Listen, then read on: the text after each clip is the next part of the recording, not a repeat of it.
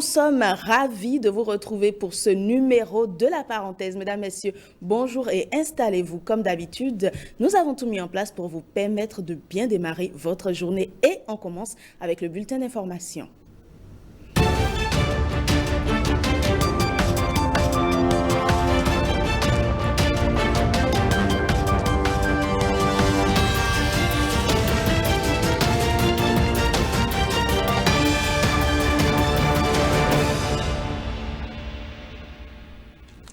Et comme tous les mercredis, c'est bien sûr Christelle Tongodo qui est allée faire la moisson pour nous. Bonjour Christelle. Bonjour Jennifer Sativi. Comment vas-tu ma belle? Ça va bien chez toi? Ça va très bien. Alors qu'est-ce qu'on a au menu aujourd'hui? Comme tous les matins d'ailleurs, l'actualité est bien fournie et on démarre tout de suite. Ravi de vous retrouver. Bonjour à toutes et à tous et bienvenue à ce bulletin d'information. Tête à tête entre le président Patrice Talon et Xi Jinping en Chine, une rencontre au sommet qui interviendra entre le 31 août et le 3 septembre prochain. Plusieurs actes de coopération sont au menu de cette visite d'État du président béninois. Que peut-on en espérer? Lunaïka Bazaou nous en dit plus. L'Empire du Milieu s'apprête à accueillir Patrice Talon, une visite d'État majeure pour le chef de l'État dont on connaît les talents de VRP, voyageurs, représentants et placiers VIP. Cotonou et Pékin ont célébré en 2022 le jubilé d'or de leurs relations diplomatiques, un 59 fructueux, des relations historiques aux retombées innombrables et énormes, un partenariat multisectoriel avec au compteur, la réalisation de plusieurs infrastructures de développement au Bénin et un appui continuel pour la concrétisation de plusieurs projets. Ce voyage vient donc fouetter les axes de coopération sino-béninoise pour une consolidation des liens dans l'intérêt supérieur des deux pays.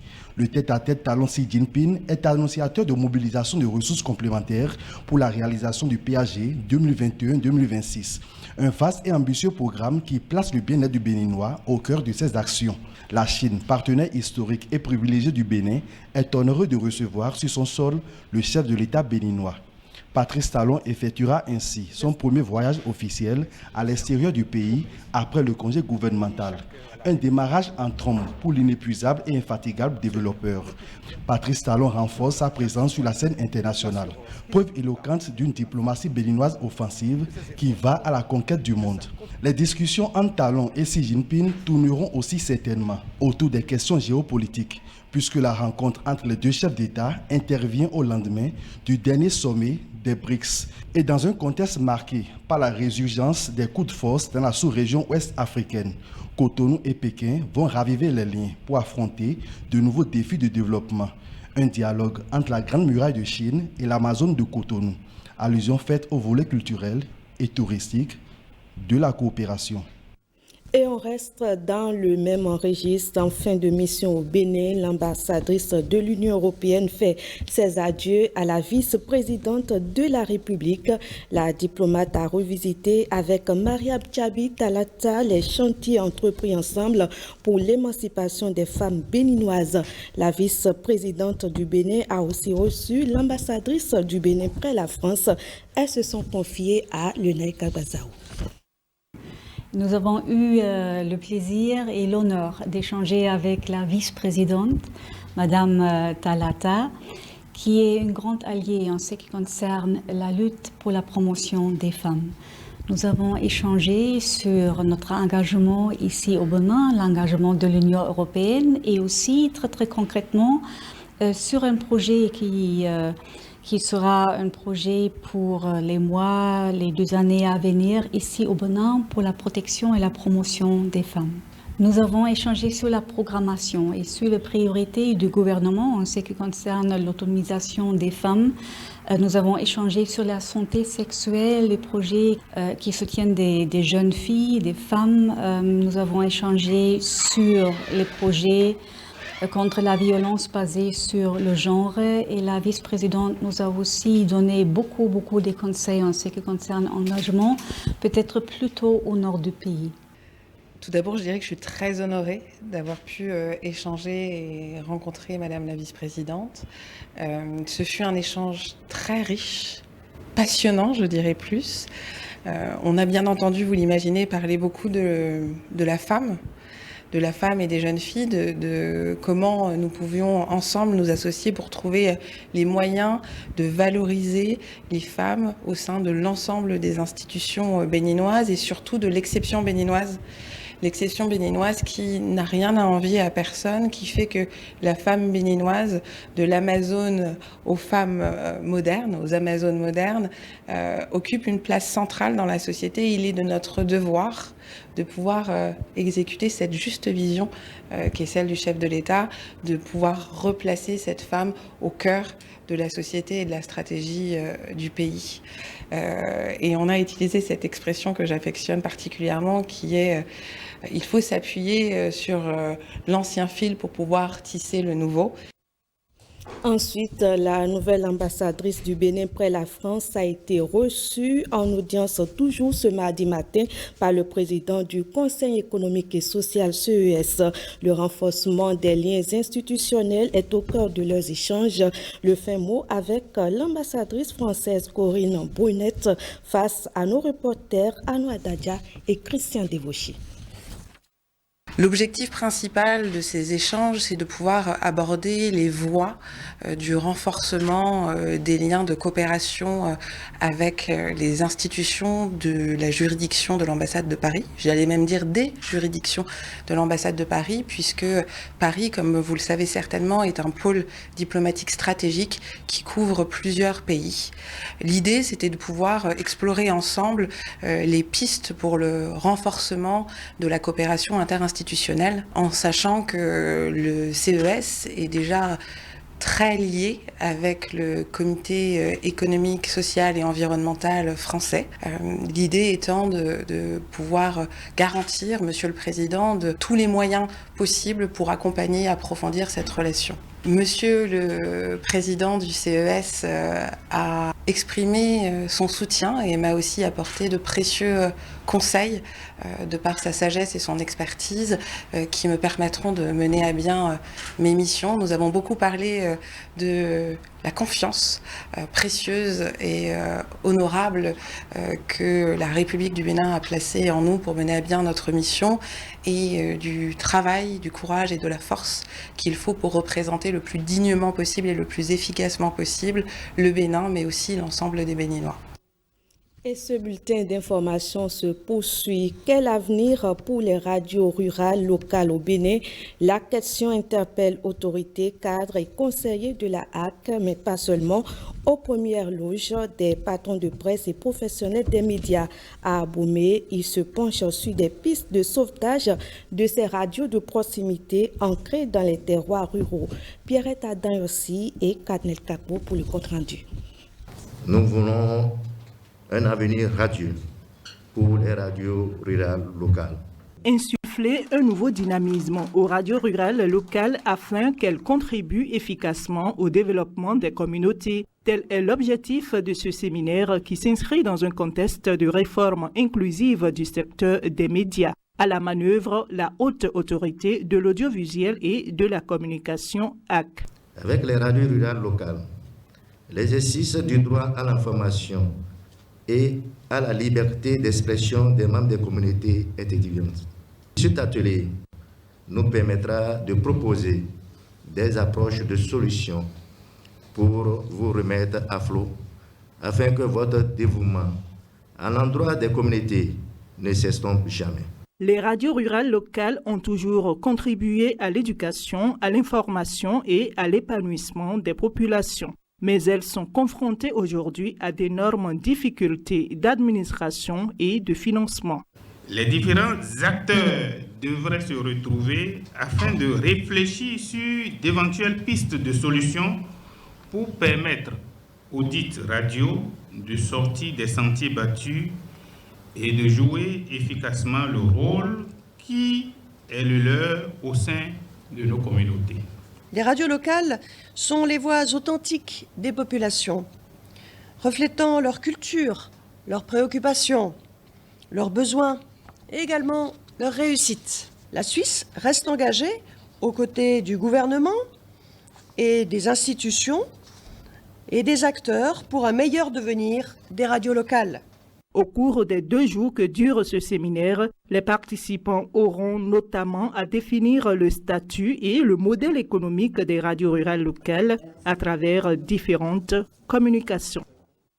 Et de son côté, le Conseil national de l'éducation se penche sur les stratégies utiles aux réformes des enseignements primaires et secondaires. Des assises dédiées se tiennent du 28 au 30 août 2023. De quels repères vont-ils accoucher? Éléments de réponse avec Jennifer Sativi et Ramatou Lawani. Ici démarre un important atelier, celui dédié à l'orientation des réformes dans les sous-secteurs des enseignements primaires et secondaires généraux au Bénin. Il contribuera à définir les bases théoriques et scientifiques essentielles à sa mise en œuvre. Pour créer une élite courageuse, dynamique, intellectuellement armée pour affronter les problèmes immenses du XXIe siècle, il nous faut certainement une école de qualité qui réponde aux aspirations, aux exigences de la société. Il nous faut des enseignants de qualité, professionnels, réflexifs et un système éducatif performant. Plusieurs communications suivies d'échanges, de synthèses et de débats vont meubler les 3 jours de cet atelier qui marque un pas significatif vers l'atteinte des objectifs pour l'amélioration du système éducatif béninois.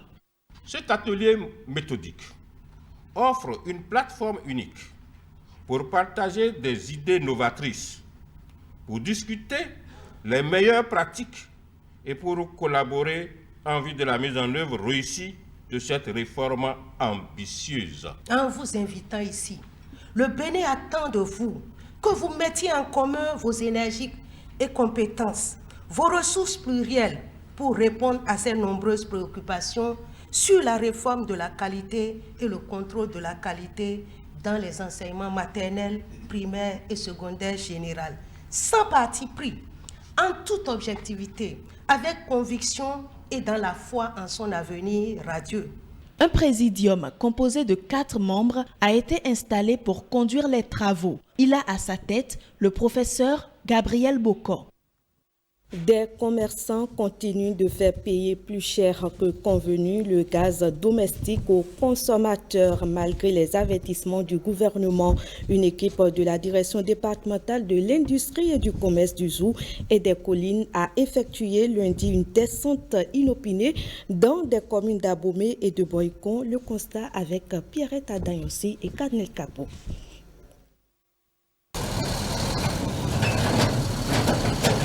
Sur 15 points de vente parcourus à Abomey et Boycon, le coût du gaz domestique a connu une augmentation. Une hausse qui varie d'un revendeur agréé à un autre. La petite bouteille est à 4 770 francs seulement et la grande bouteille c'est à 9 940. Le gaz domestique de 12 kg est à 9 950 francs et le petit de 6 kg est à 4 775 francs. Et même quand le prix fixé est mentionné, derrière, il existe une autre astuce d'aller bien au-delà. Au niveau de Horus, il n'y en a pas. Ils ont dit qu'ils ont une panne technique. Ils n'ont pas donné l'ordre de servir. Si on voulait chercher Bénin Pétro, on va aller vers une station au niveau d'Afakbana là-bas. Le prix du gaz est fixé, connu de tous. La petite bouteille est à 4 770. La grande bouteille de 12 kg est à 9 940 francs. Donc, chaque acheteur en allant sache qu'on ne doit pas lui vendre le produit au-delà de ce prix-là.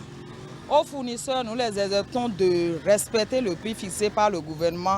Sinon, on sera dans l'obligation de passer à la fermeture de leur boutique. Cette surenchère, selon la directrice, est de nature à compromettre les efforts du gouvernement. Elle indique que ceux qui seront pris vont subir la rigueur des tests en vigueur. Une note de santé dans ce bulletin d'information. Le stress se définit par des réactions de l'organisme, tant émotionnelles que physiques, face à une situation particulière. Mais il n'est pas rare que ce facteur physiologique soit demandé à des candidats à l'emploi comme atout de performance au poste. Et pourtant, le stress peut se révéler nuisible à la santé. C'est ce que nous dit Koudous Abdoulaye dans son reportage. Le point de départ, le stress, il est bon. Une absurdité. C'est un stimulant. motivateur, qui permet la motivation. Le scientifique clarifie davantage. Parce que lorsque vous êtes stressé, qu'est-ce qui se passe? Vous mobilisez de l'adrénaline qui va mobiliser ce qu'on appelle le cortisol. C'est de l'énergie. Ce cortisol, c'est une neurohormone qui descend dans le sang et qui remonte au niveau du cerveau.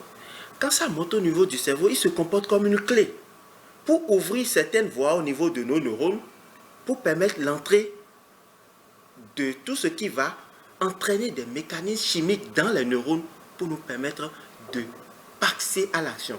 Donc, vous êtes stressé, vous avez le cœur qui bat très fort, passe à 4, il y a une mobilisation d'énergie, vous voulez éviter le danger, les muscles se contractent pour vous permettre de poser un acte pour calmer ce qui est à l'origine de votre stress. Cet entrepreneur, fixé sur ses objectifs, cohabite quotidiennement avec le stress. Nous l'avions visité à quelques jours d'un grand rendez-vous qu'il s'apprêtait à organiser avec ses partenaires. Le compte à rebours, avec à la clé un agenda bien chargé. Vous imaginez, ce matin-là, en fait, quand je me suis réveillé à 8 heures, j'ai eu 156 messages qui attendent que je réponde. C'est-à-dire, il y a une trentaine de partenaires qui ont envoyé des messages pour savoir comment ça se passe, l'événement. Les participants qui ont payé ici au Bénin ont tous envoyé des messages. Les personnes qui ont posé... Donc, dans mon téléphone, il y a eu 156 messages. En même temps, j'ai prévu faire un rendez-vous aujourd'hui à 10 heures avec les personnes qui voyagent. Vous n'imaginez pas le niveau de stress en fait que ça génère. Le problème, c'est que chaque message est important. Sans compter des imprévus qui peuvent tout basculer.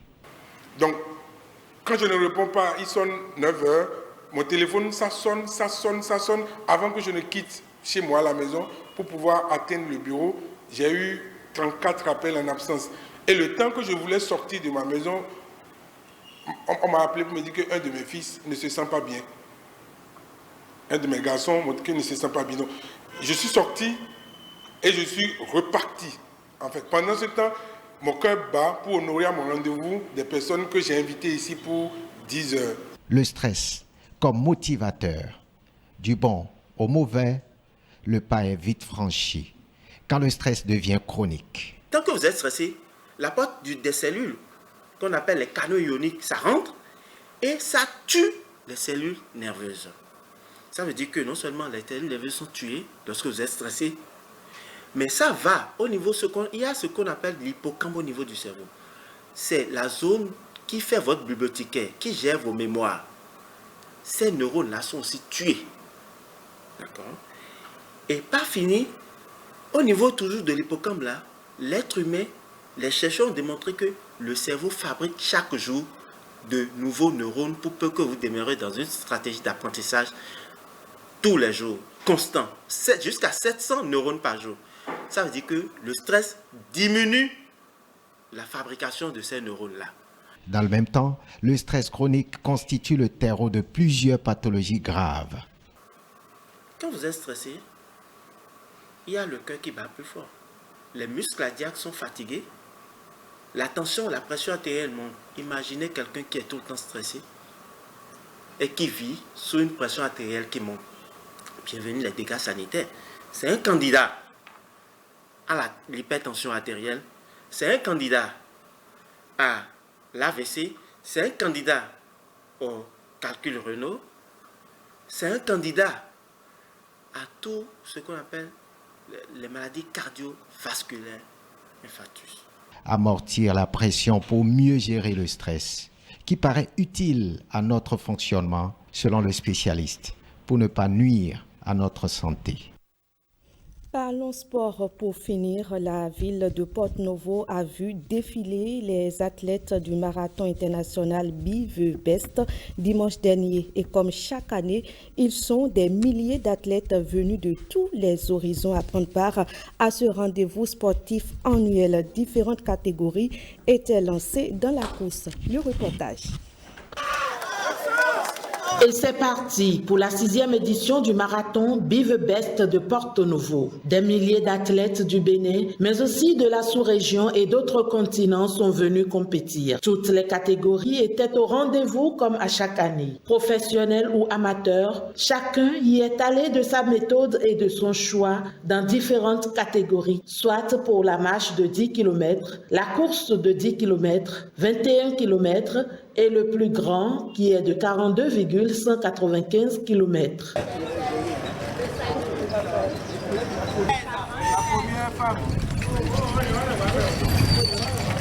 À l'issue des différentes courses et marches à travers la ville de Porto Novo, dans la catégorie 21 km femmes, les dossards 2006, 2008 et 2000 viennent en tête, tandis que chez les hommes, ce sont les dossards 2005, 2015, 2055 qui sont en tête. Du côté du handisport, les dossards 4016, 4000 et 4002 viennent en tête chez les femmes, puis 4005, 4013, 4001 chez les hommes. Pour les 42,195 km hommes, le Ghanéen Richard Kwetu est sacré champion. Chez les femmes, c'est l'habitué du marathon Be the Best, Benti Alassane Djerikou, qui est sacrée championne. Elle reprend ainsi sa place qui lui a échappé l'année dernière.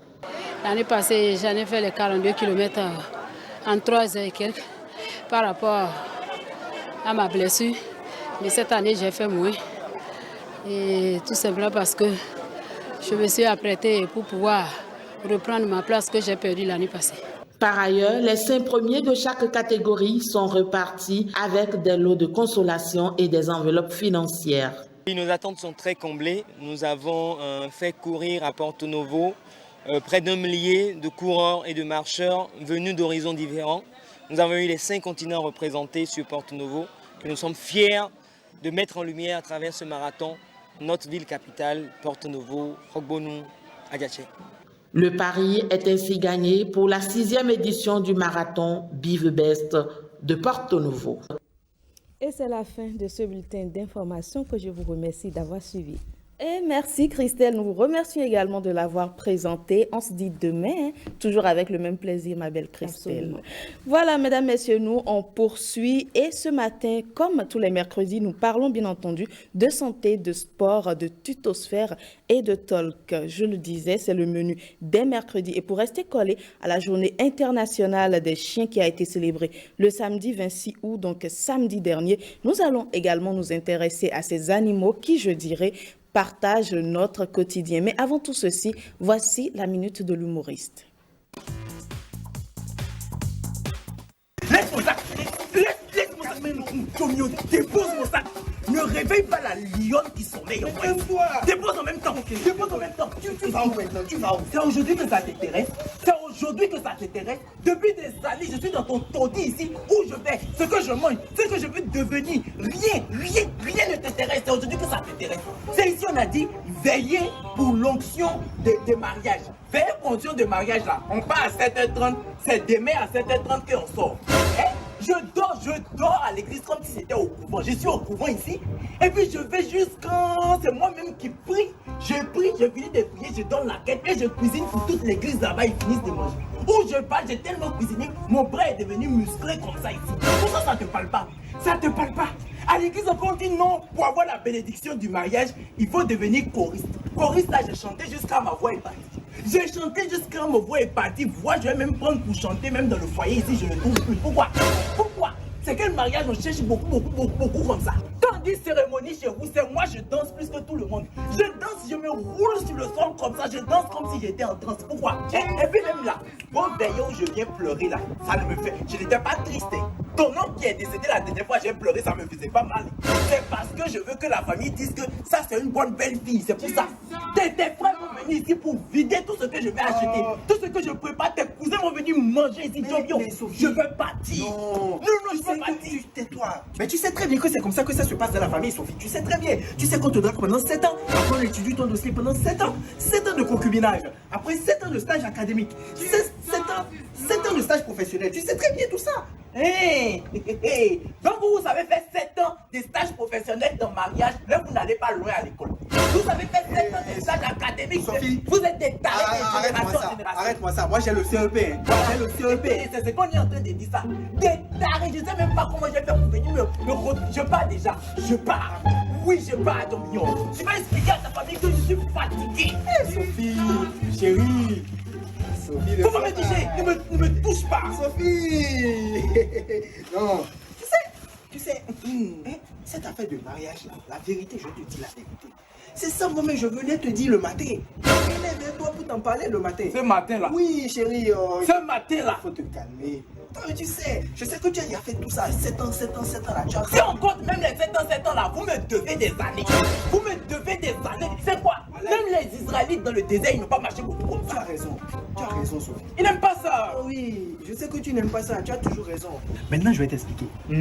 Tu connais ma tante qui a beaucoup d'argent là? C'est que ça bouge sans là. Et toi, on dit que la personne est riche, toi il veut sa bouche. C'est sa bouche qui veut te nourrir. Ça veut dire quoi ça? Tu sais qu'elle n'a pas d'enfant, elle a de grosses voitures, de grosses maisons, des carrés à gauche, à droite. De toute façon, elle est vilaine qu'elle est riche. Elle est vilainement... Tu vois ce texte? Pourquoi tu es agité comme ça? Écoute-moi un peu.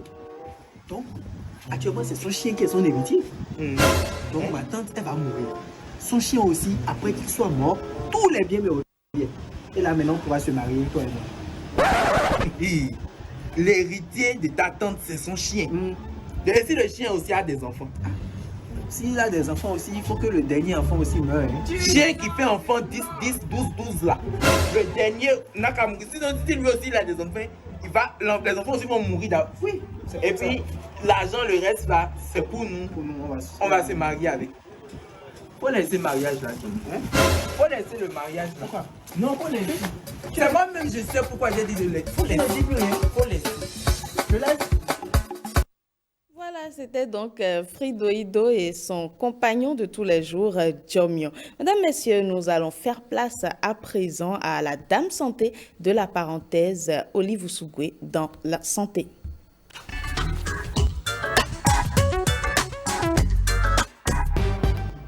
Olive Oussougwe, bonjour ma belle. Jennifer Sativic, bonjour. Tu es toute belle ce matin-là. Merci beaucoup. Alors, de quoi on parle aujourd'hui? Nous parlons de la rage canine.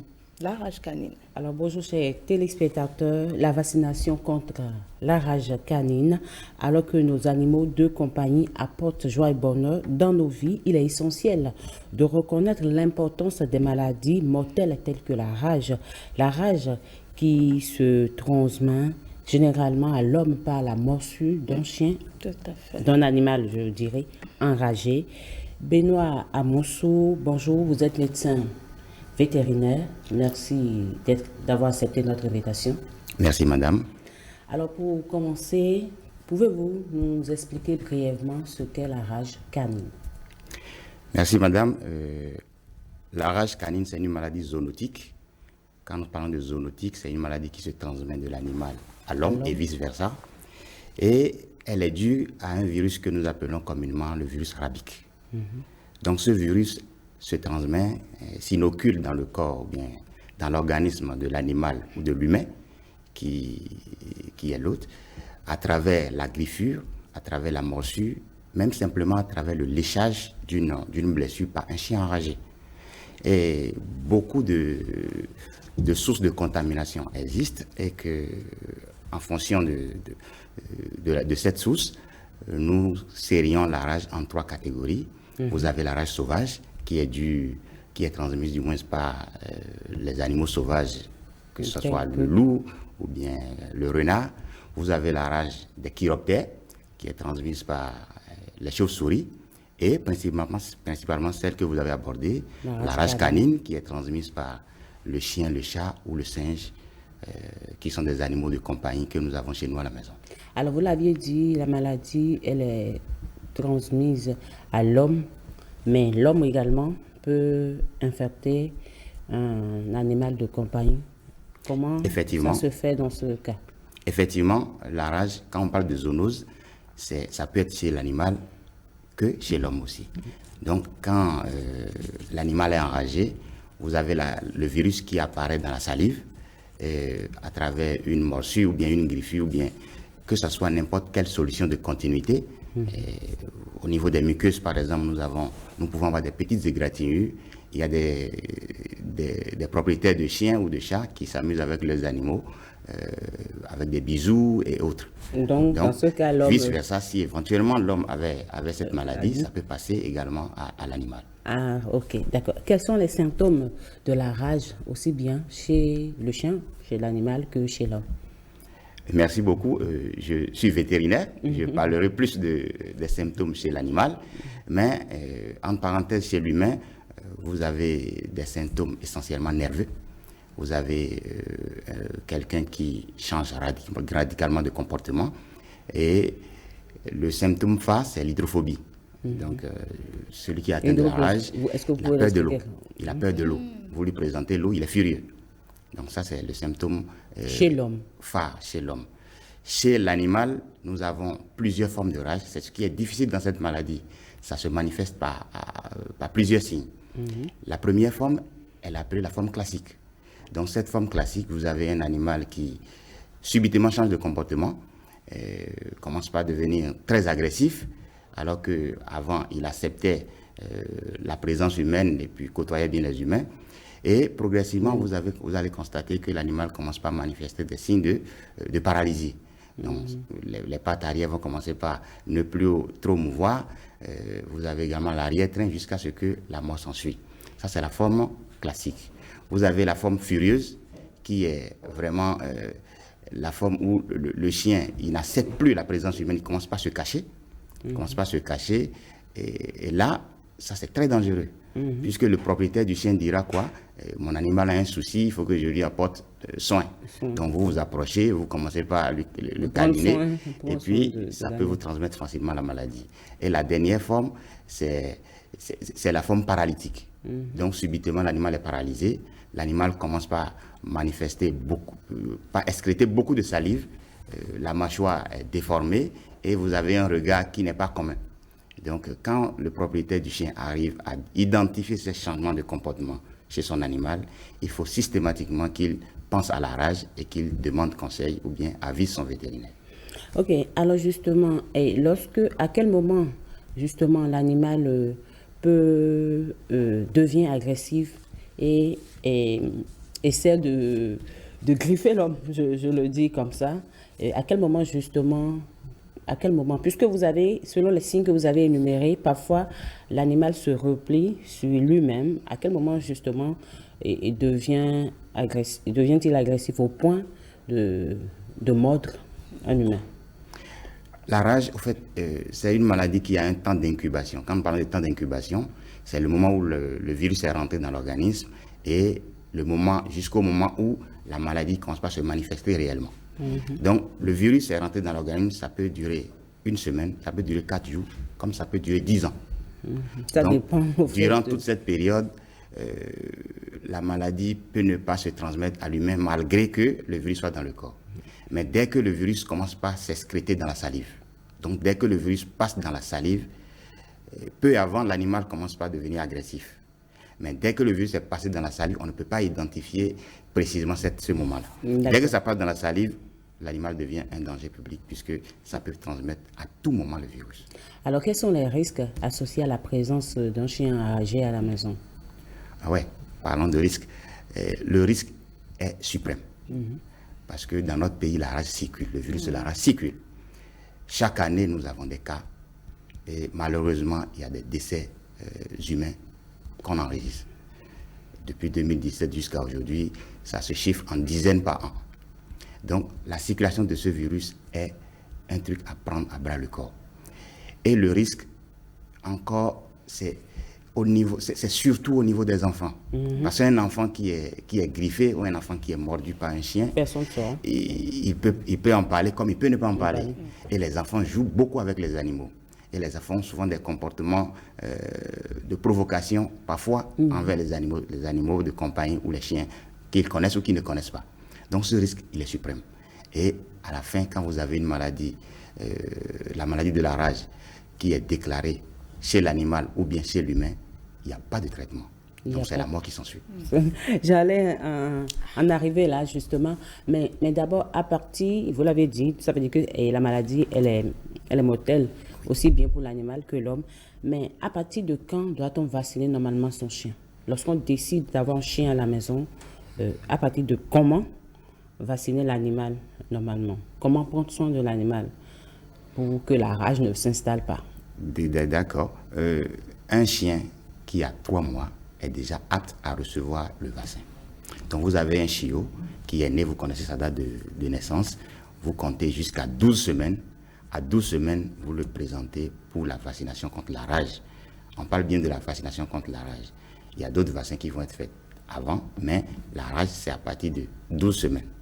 Et ça se fait au niveau des cabinets vétérinaires, certifiés par un médecin vétérinaire qui vous remet un carnet sur lequel il appose sa signature et son cachet. Donc c'est à ce moment-là que vous savez que votre animal a reçu la première dose du vaccin contre la rage. Et chaque année, en fait, le vaccin protège pendant 1 an. Chaque année, le chien doit être représenté pour pouvoir être revacciné à nouveau pour que cette protection dure encore 1 an, jusqu'à la fin de sa vie. Alors justement, parlant des conséquences liées à la rage, dont la mort, est-ce qu'aujourd'hui, la médecine, il n'y a pas d'évolution technologique qui la médecine ne permet pas, la science ne permet pas de prendre en charge l'homme infecté, ou bien c'est au Bénin que nous avons ce problème où le problème, il est universel? Le problème de la rage est universel. Quand un humain ou un animal est mordu par un chien, même si le chien est enragé et a transmis le virus, systématiquement, il faut se présenter pour l'humain, il faut le présenter chez un médecin humain, et pour l'animal, chez le vétérinaire. C'est les deux qui travaillent ensemble pour pouvoir dire, est-ce que cet humain a reçu le virus dans son corps ou pas? Et ils enclenchent un traitement qu'on appelle une préexposition. Donc, à partir de cet instant, jusqu'à ce que les symptômes ne se manifestent pas encore, on a encore une marge de manœuvre. Voilà. Mais dès que les symptômes se présentent, il n'y a plus de solution. C'est irréversible. C'est irréversible, c'est une maladie mortelle, ça va irrémédiablement vers la mort. Ok, justement, il y a actuellement une campagne en cours contre la rage canine. Et quels sont les objectifs de cette campagne? Merci beaucoup. Permettez-moi de faire un clin d'œil à notre ministère de tutelle, le MAEP, et également à la direction de l'élevage qui a déployé autant de moyens pour qu'on puisse conduire cette campagne. Également le projet Redissé qui a mis les moyens financiers pour qu'on puisse arriver à bout. Donc les objectifs, il y a un objectif global, mondial, qui est éradiquer la rage d'ici 2030. Donc d'ici 2030, l'objectif est qu'on n'ait plus de cas de rage déclarés au niveau des humains ni au niveau des animaux. Et c'est dans ce cadre que cette campagne a été initiée au niveau de notre pays pour pouvoir contribuer à l'atteinte de cet objectif-là. Au niveau local, nous avons un premier objectif qui est de sensibiliser les propriétaires de chiens à ce qu'ils aient l'habitude d'aller au niveau des cabinets vétérinaires. Parce que justement, il faut que l'habitude s'installe. Effectivement, pour qu'ils puissent vacciner leurs animaux de compagnie. Le deuxième objectif, comme j'ai dit, les enfants de moins de 15 ans sont très exposés à la rage. Donc, il faut qu'ils aient l'information. Donc, il y a un objectif de sensibilisation accrue qui est déployé dans cette campagne où il y aura des formations au niveau des enseignants, au niveau de quelques enseignants, au niveau de quelques directeurs d'école, pour pouvoir repérer et puis transmettre ces informations au niveau des enfants. Nous avons des objectifs communautaires également pour que tous les acteurs de la vie sociale, que ce soit les environnementalistes, que ce soit les médecins humains, que ce soit les médecins vétérinaires, que ce soit nos chefs du village, que ce soit tous les élus locaux qui s'impliquent dans cette campagne. Donc nous avons autant d'objectifs pour cette campagne qui ne dure que 2 mois. Alors justement, est-ce qu'il y a une zone de prévalence élevée en ce qui concerne la rage au Bénin?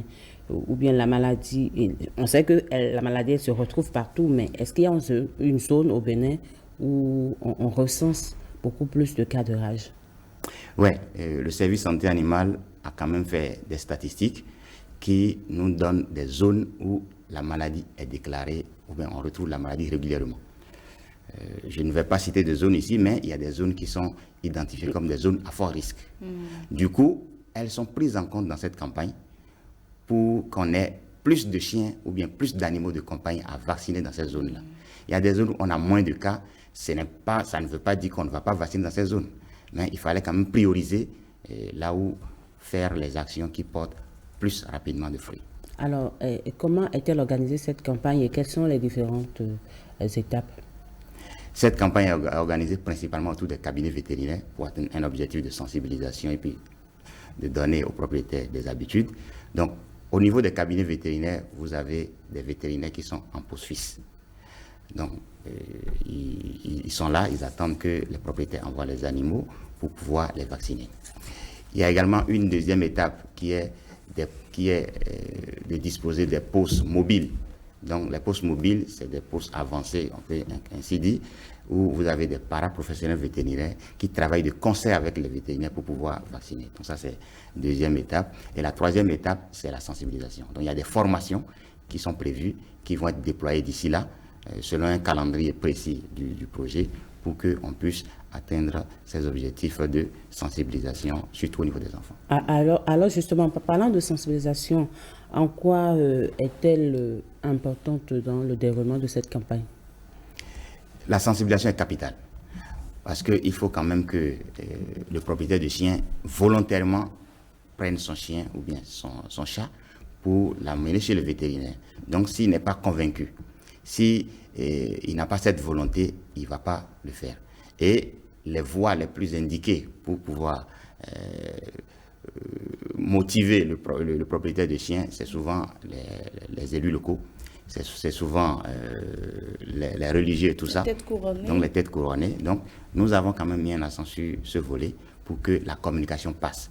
Aujourd'hui, tout le monde n'a pas accès aux réseaux sociaux, parce que depuis quelques jours, nous avons des messages qui circulent pour parler de cette campagne. Mais tout le monde, le milieu rural, les confins du Bénin, parfois on n'a pas les réseaux sociaux. Donc il faut quand même utiliser les voies de communication les plus indiquées, les crieurs publics par exemple, les sensibilisations de bouche à oreille, pour pouvoir, même les radios locales, pour pouvoir atteindre cet objectif. D'accord. Mais monsieur Amonsou, moi j'aimerais quand même savoir, est-ce que dans les zones rurales, je dirais à l'intérieur du pays, on a assez de vétérinaires peut-être pour que les habitants puissent vacciner leurs animaux? Oui, je disais tout à l'heure qu'il y a deux étapes. Il y a l'étape des vétérinaires qui sont en poste fixe, donc c'est les cabinets vétérinaires. Et à l'intérieur également, il y a des endroits où il n'y a pas de cabinet vétérinaire installé, donc de vétérinaires installés. Donc ce qui s'est passé, c'est qu'il y a des postes avancés, donc des postes mobiles qui sont centralisés autour du vétérinaire le plus proche, qui permet quand même de porter ces vaccins-là dans les villages et puis les contrées les plus éloignées. Alors monsieur Amoussou, un dernier conseil pour éviter la propagation de la rage chez nous au Bénin. Je dirais aux propriétaires de chiens, de chats et de singes que c'est une opportunité. Parce que la vaccination, elle est carrément, elle est presque gratuite. Oui, en temps normal, la vaccination, elle coûte 6 000 francs. Aujourd'hui, dans cette campagne, elle coûte 500 francs. Donc, il n'y a plus de raison pour qu'un propriétaire de chien ne vaccine pas son animal. Et le deuxième conseil, c'est que c'est une obligation de vacciner un animal de compagnie. Ça nous permet de protéger nous-mêmes, notre famille, et de protéger également la communauté. Quand vous avez un chien qui n'est pas vacciné, et que ce chien attrape cette maladie et que ce chien mord quelqu'un, ça peut créer des problèmes aux propriétaires de chiens. Donc nous avons une opportunité en or qui est là. 500 francs pour vacciner un chien dans un cabinet vétérinaire, c'est cadeau. Merci beaucoup, monsieur Benoît Amonsou. C'est une obligation de faire vacciner les animaux qui partagent notre quotidien. Donc, Jennifer Sativi, je vous laisse pour la suite de votre Merci émission. beaucoup, Olive, d'être passée. Évidemment, souvent après santé, nous passons au sport. Lexi Sport aujourd'hui nous emmène à la découverte du thème olympico. On y revient après une courte pause. Chers téléspectateurs, merci de votre fidélité à l'ORTB. La TNT est désormais une réalité dans les foyers béninois. Retrouvez dès maintenant sur votre bouquet TNT gratuit sans abonnement 16 chaînes TV dont l'ORTB sur la position 1, la chaîne BB24 sur la position 2 et également les chaînes de radio suivantes Radio Bénin, Atlantique FM, Radio Paracou et Radio Bénin Alafia sur les positions 21, 22, 23 et 24. Pour cela, courez vite acquérir votre kit de réception composé d'un décodeur TNT agréé, d'une antenne râteau et de tous les accessoires d'installation.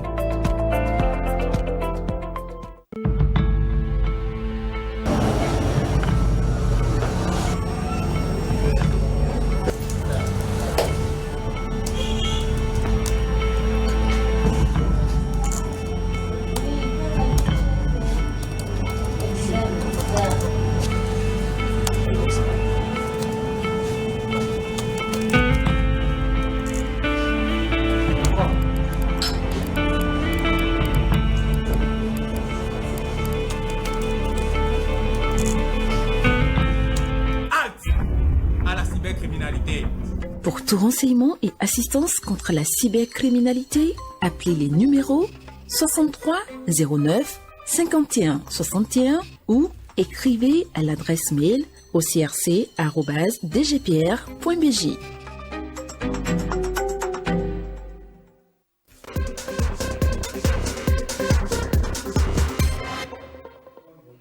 L'ex-Geek Sport ce matin nous emmène à la découverte du terme Olympico. L'Olympico est un match de football opposant l'Olympique de Marseille à l'Olympique lyonnais. Ces confrontations sont parfois nommées le choc des Olympiques ou plutôt derby des Olympiques. Et depuis quelques années, l'Olympico par les journalistes sportifs est dit par les journalistes sportifs et c'est la première rencontre entre les deux sportifs. Il s'est déroulé le 11 novembre 1951 lors de la première saison en division du nouveau club lyonnais. Plus de détails dans ce élément témoin. Et voilà, c'était donc le terme Olympico. On en a appris davantage. C'est le moment à présent de passer à notre rubrique Leçon d'ici. Leçon d'ici.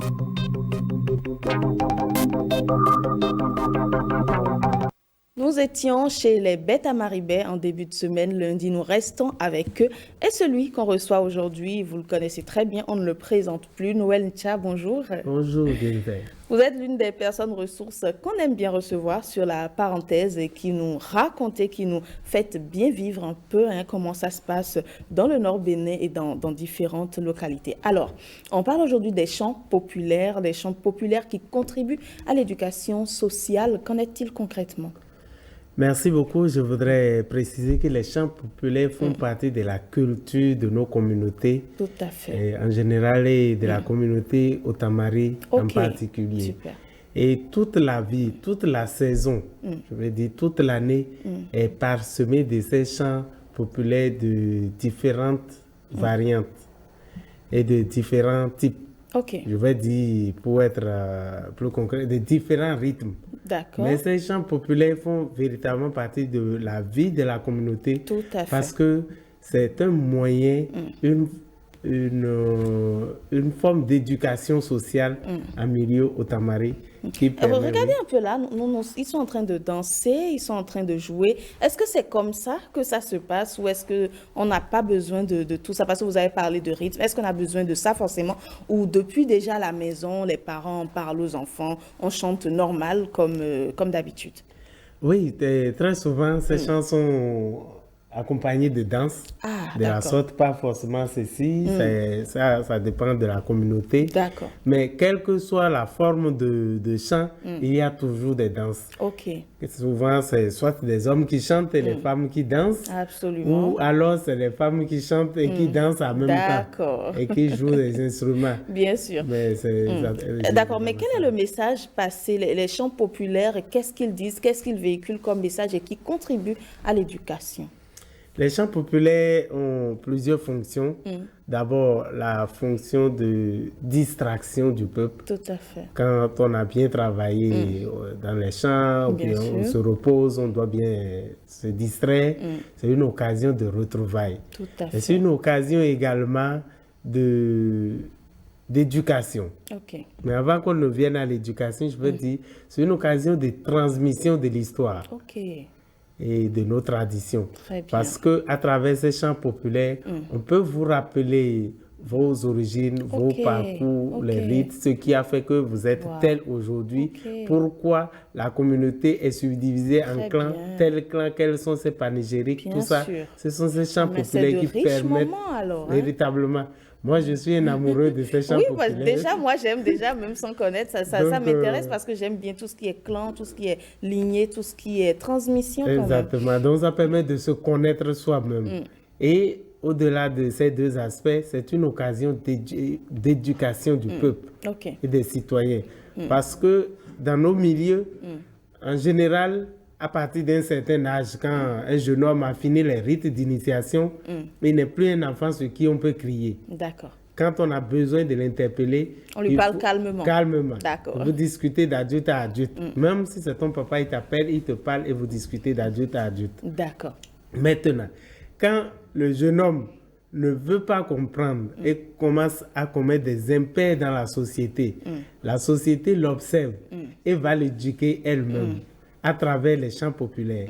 Et la communauté est organisée en sorte que nous sommes divisés en clans et il y a des clans qui peuvent se dire certaines vérités à travers les chansons populaires sans créer de bagages, je veux dire. Tout à fait. Donc, c'est aussi le meilleur moyen de faire passer un message sensible sans bagarre. Parce que ce que je vais te dire face à face, et ça va finir en coup de poing. Bien sûr. À travers les chants populaires, ça passe tranquillement. Je vais te le dire, et publiquement, et tu vas subir, tout le monde va rire, on va se moquer. Toute l'année, on va se moquer de toi jusqu'à ce qu'on trouve quelqu'un d'autre. C'est très, très intéressant. Et donc, ça permet de corriger les mœurs. C'est une forme de satire. D'accord. Et au cours de ces chants populaires, si tu as volé, tu as cherché femme d'autrui, tu as tué quelqu'un, en tout cas, tout ce qui est impair de la société, on va te le dire. Si tu commets un impair, on va te le dire publiquement. Très bien. Et tout le monde va applaudir et tu seras confus. Et ça fait que certains sont parfois obligés, du fait ou à cause de la honte, de fuir le village pendant toute une saison. Pendant la saison des chants populaires. Parce que les gens vont t'insulter proprement devant tout le monde. C'est le moment de régler les comptes. Et donc, tu deviens la risée de la communauté et de ta famille. Bien sûr. Donc, à cause de cela, les gens sont obligés de se retenir. D'accord. Ça leur permet de ne pas faire de bêtises, en quelque sorte. De ne pas faire de bêtises. Aujourd'hui, l'intérêt à parler de cela, c'est parce que ça semble un peu se refroidir. Tout à fait. Et on constate dans la communauté des impairs qu'on ne connaissait pas. Ok, parce que ça disparaît, cette tradition-là. Avant, disons, je vais dire du temps de nos parents, même ce que nous avons vu en tant qu'enfants, quand tu voles, tout le monde saura que tu as volé. Il n'y a pas à cacher ça ou bien chaud, hein? Il n'y a pas à régler à l'amiable. Dès que tu as volé, rendez-vous à la prochaine saison de chants populaires. Les hommes vont chanter, t'insulter au cours du rythme Kuchati qui est en train de se dérouler actuellement. D'accord. Les derniers vont bientôt venir en septembre. Ok, on va en parler du rythme Kuchati si vous voulez bien. Oui, bien sûr, parce que c'est la période d'ailleurs. Sûr. Et donc, pendant la saison sèche, les hommes vont encore chanter, t'insulter, te rappeler ce que tu as fait. Et disons, quand ce sera du temps des cérémonies funéraires, les femmes vont encore chanter. Il vaut mieux être Donc, il n'y a même pas un temps de répit pour toi sage. qui déconne. D'accord. Alors, dites-moi, vous avez parlé de période, de saison. À quel moment ont lieu ces chants populaires? Voilà, comme je le disais, toute l'année est parsemée de ces chants populaires. D'accord. Et je vais commencer par le rythme Kuchati, qui commence en période de fin mai, début juin. Ok. Et ce rythme, en fait, c'est le rythme à partir duquel nous nous lançons dans les travaux champêtres. Et pendant cette période, les hommes vont chanter et les femmes vont danser. Et on passe de village, puisque nous sommes organisés en clans. D'accord. On va commencer dans une zone donnée, puis une autre. Et dans une zone donnée, on passe de maison en maison. Très bien. Et pendant ces chants, il y a les panégyries, qu'on rappelle vos exploits, les exploits de vos parents. Tout à fait. Et tout ce qui peut titiller l'orgueil personnel pour vous pousser à mieux faire. Absolument. On va le faire.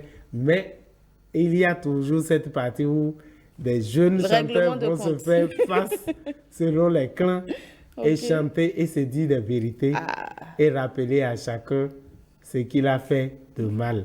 Je crois que c'est une très bonne initiative. Certains ont trouvé avec le temps que non, c'est pas bon d'insulter, d'injurier quelqu'un, mais en réalité, ce n'est pas une injure pour injurier. Ça, c'est pour éduquer. Tout à fait. Quand quelqu'un ne veut pas comprendre dans la société qu'il ne faut pas voler, il faut le lui dire publiquement. En public. Parce que celui à qui on a dit publiquement, tu as volé, tout le monde l'a regardé, on sait que c'est l'enfant de telle famille, il aura du mal à recommencer. Celle qui se prostitue ou qui a des élans de la prostitution, on vient le dénoncer publiquement, est obligé de se ressaisir. Donc c'est la période actuellement. Je le disais, les rythmes semblent se refroidir pour ne pas dire disparaître. Heureusement, il y a des clans, des jeunes, je vais dire des jeunes qui se sont engagés aujourd'hui à relancer ces rythmes et même à primer les chanteurs parce que le grand problème de nos traditions, ceux qui chantent en retour, ils n'ont rien. Ils n'obtiennent rien. Si ce n'est pas bien chanter et gagner. Et là, des applaudissements. Et des applaudissements. Bien sûr. Il laisse son chant, il tourne partout pour chanter et à la fin, c'est son carburant, c'est son déplacement, c'est sa fatigue. Malheureusement. Mais depuis quelque temps, nous avons commencé, par exemple, à Tchoumi Tchoumi, nous avons entamé, il y a eu d'autres qui ont suivi à Perma, à Tosigou, à Koussou, Kwengu, tout ça là, qui organisent ces festivals-là. Et on rassemble les chanteurs et les danseuses et qui chantent, qui animent, qui rappellent l'histoire, qui éduquent. Et nous utilisons leurs chansons au niveau de la radio ici. Et ça permet également de leur donner des prix pour les motiver. Je crois que celui de Tchoumi Tchoumi se tient chaque année en fin août, début septembre. Et chaque année, nous l'organisons. Personnellement, je fais le déplacement.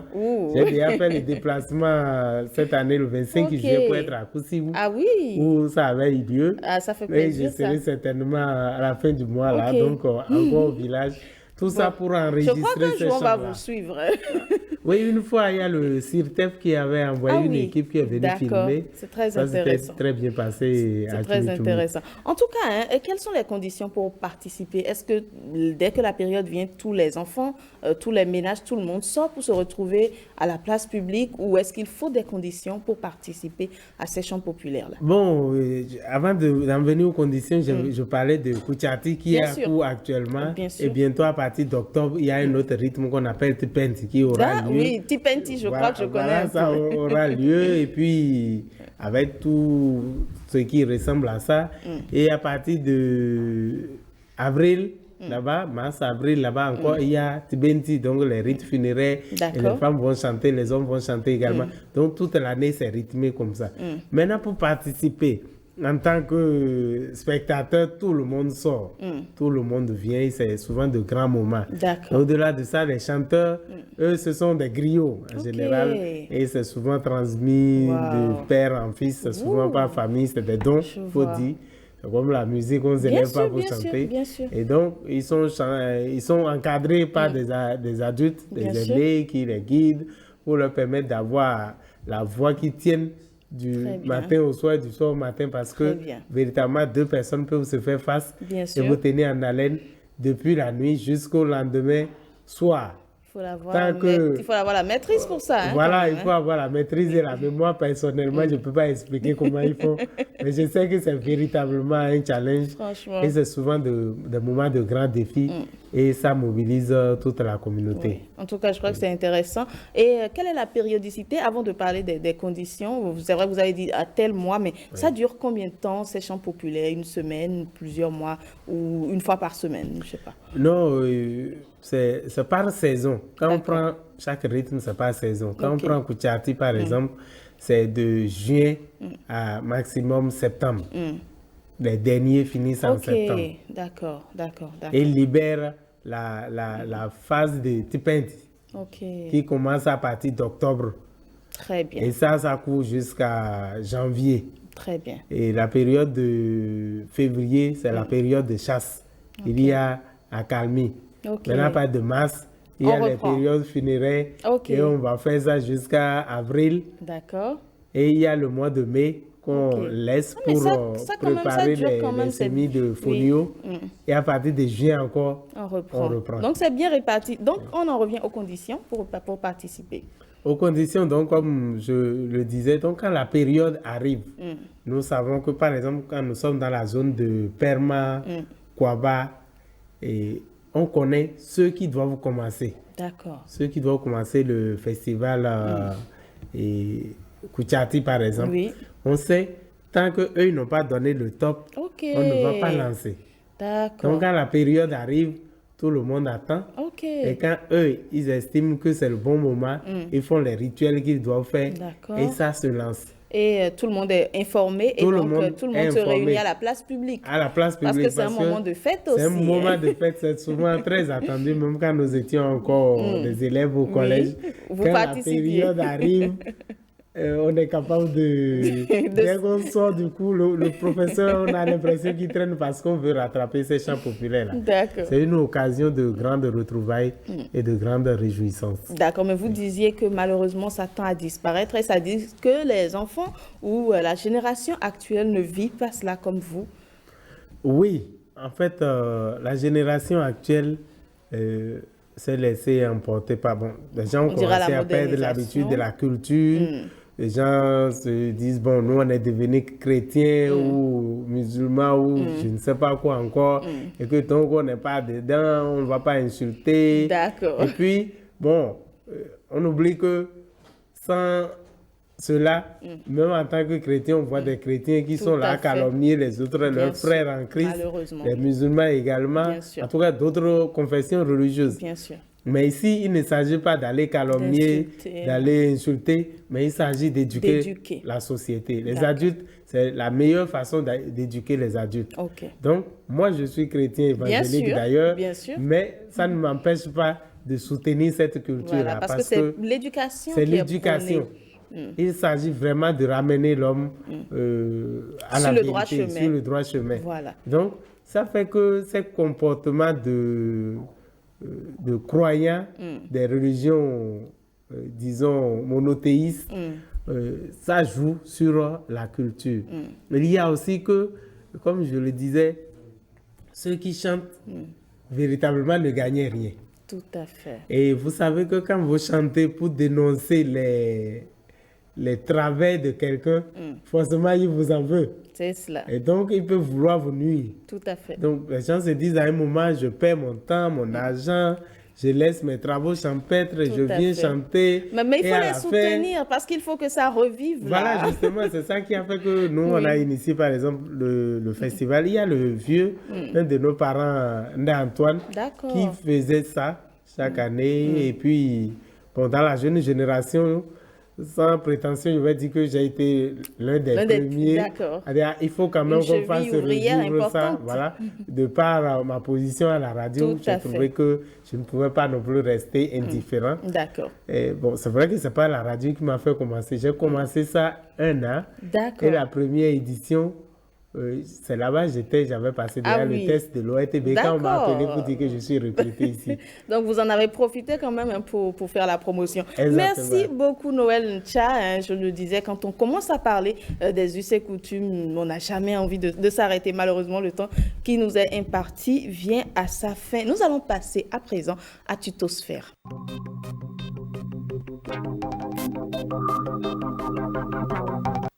Rodrigola Babagbeto est déjà sur ce plateau. Qu'est-ce qu'il a concocté pour nous? On va le découvrir. Bonjour Rodrigue. Jennifer Sativi, bonjour. Bonjour, qu'est-ce qu'on apprend aujourd'hui? Alors, on apprend beaucoup de choses comme d'habitude sur la planète Tuto. Mon petit tour m'a permis de vous ramener cette fois-ci encore des astuces sur plusieurs faits quotidiens qui peuvent très très vite vous faire versé dans l'angoisse. Par exemple, vous avez prévu porter un jean slim, vous êtes féru des jeans slim et vous avez prévu le mettre, mais une fois la jambe mise dans le pantalon, tout de suite ça paraît difficile pour vous de faire rentrer jusqu'au talon. Eh bien, comment on arrive à le faire? On va le découvrir. Ensuite, vous êtes peut-être enseignant et vous écrivez sur un tableau au marqueur ou au feutre et le feutre en arrive à être sec, à être asséché. Comment est-ce qu'on arrive à rapidement rendre le feutre suffisamment mouillé pour pouvoir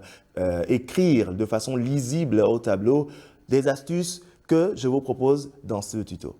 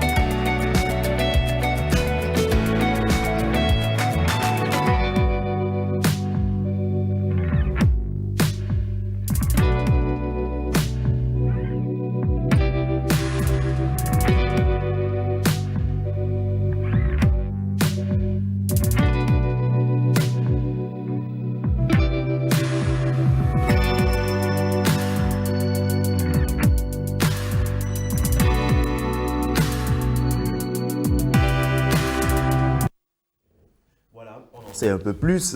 Par exemple, vous avez des câbles emmêlés, vous voulez désormais les mettre en ordre. Le secret, prendre une paille, une pipette comme on appelle par ici de façon vulgaire et la passer dans un taille-crayon, puis ensuite arranger les câbles en question. Et puis, lorsque vous avez un crayon dont la gomme semble terminée, je dis semble parce que elle ne l'est pas, comme vous avez pu le remarquer tout à l'heure, vous passez le bout de la gomme toujours par le taille-crayon, qui devient peut-être le taille-gomme en cet instant.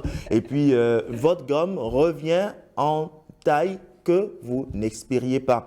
Alors, je ne sais pas ce que vous aviez fait, chers téléspectateurs ou réalisateurs, qui tout à l'heure vous a déjà dévoilé la seconde vidéo que je m'apprête à vous présenter. Il s'agit alors des lacets. Vous êtes férus des tennis, vous êtes férus des baskets, mais est habitué peut-être à ne faire qu'une seule forme de nœud, de lacet. Alors, je vous présente d'autres formes que vous pourriez essayer et rendre vos paires très belles.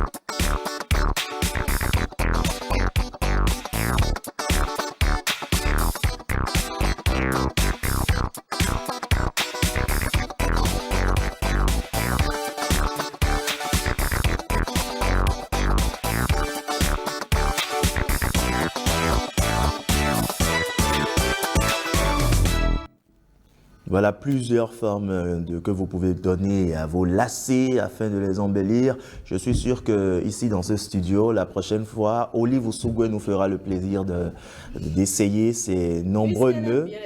Voilà, puisqu'elle aime bien les baskets. Et peut-être vous-même, Jennifer, pourquoi pas?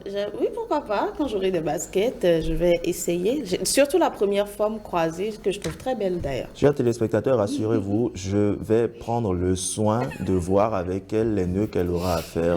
Il n'y a pas de problème, Rodrigue. Pour pas qu'elle donne l'impression de ne pas avoir suivi la vidéo. Non, mais je vais le faire, t'inquiète, j'ai observé comment ça va se faire. Merci Rodrigue, on se retrouve demain pour parler le plaisir est pour moi, de Fierté 229. Eh bien oui, Fierté 229. Rodrigue, nous allons passer au talk. Et est-ce que tu sais que le samedi dernier, on a célébré la journée internationale des chiens?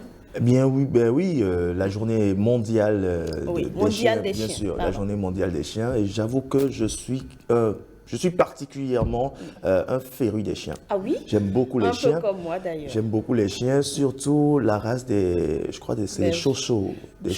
Ou des cocasses, voilà. Moi j'aime les bichons. Ah ouais? Vous n'aimez pas, vous, Jennifer, comment est-ce qu'ils s'appellent? Chihuahua. Les chihuahuas. Oui, aussi, mais j'aime plus les bichons quand même. Je vous vois plus avec les chihuahuas. D'accord, on va choisir. En tout cas, nos invités vont me conseiller une race. Peut-être que quand je serai prête, je vais adopter. On va passer au talk, bien sûr, après avoir marqué une petite pause.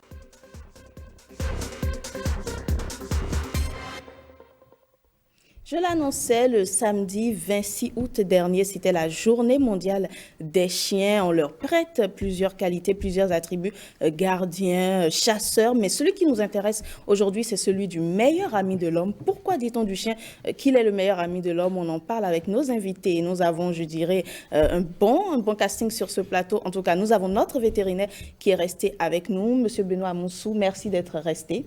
Merci, monsieur. Et à côté de vous, nous avons un éducateur canin, Ornel Medjigbodo. Je ne sais pas comment il fait. Il parle aux animaux, les chiens le comprennent et il comprend les chiens. Il va nous expliquer un peu comment ça se passe. Comment allez-vous? Je vais très bien. Merci d'avoir accepté notre invitation. C'est un plaisir. En face, un passionné de chiens, bien sûr, il s'agit de Didier Agbeibo. Merci d'être venu également. À côté, un propriétaire de chiens, je vous le disais, le plateau est bien fourni.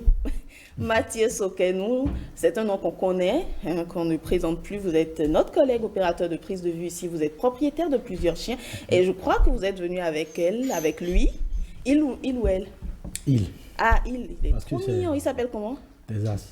Texas, d'accord. Il est trop chou pour s'appeler Texas. Vous allez peut-être nous l'emmener. On va lui faire un petit coucou sur le plateau. Laissez-le. Tex. Laissez Tex. Ah oui. Allez, viens. Il comprend, hein? D'accord. Coucou Tex. Nous allons parler de vous aujourd'hui. Alors, on va y aller rapidement. Hein. Déjà, je commence avec vous. Avec vous, Monsieur Benoît Amonsou, vous recevez les chiens, vous les soignez. Pourquoi dit-on du chien qu'il est le meilleur ami de l'homme, selon vous? Merci madame. Le chien est le meilleur ami de l'homme, c'est un adage populaire. C'est parce que le chien, il est votre compagnon fidèle. D'accord. Un chien va rester avec vous jusqu'à la fin de sa vie. Ah oui? Le chien donne sa vie en priorité. Ah oui? Oui. D'accord. Pratiquement aux animaux. Ornel, je ne sais pas comment vous faites pour parler aux chiens. Et j'ai l'impression parfois, quand je suis vos vidéos, que les chiens vous parlent. Bon, est-ce que c'est vrai, est-ce que c'est faux? Vous allez me dire un peu de quoi il s'agit. Comment on établit ce contact-là? Alors déjà, je vais répondre déjà à la première question qui demande pourquoi le chien il est le meilleur ami de l'homme. On va dire que le chien, il était plutôt le vieil ami de l'homme. Ah oui? Ouais, parce que les chiens viennent déjà des loups. Ah oui? Et le loup est la première espèce animale qui s'est laissée domestiquer par les humains, d'où les chasseurs. D'accord, Et ça, depuis pratiquement près de 17 000 ans. Ça fait longtemps. Et les loups domestiques ont évolué de plus en plus et sont passés aux chiens dociles. D'accord. Et ces chiens aidaient les humains chasseurs pour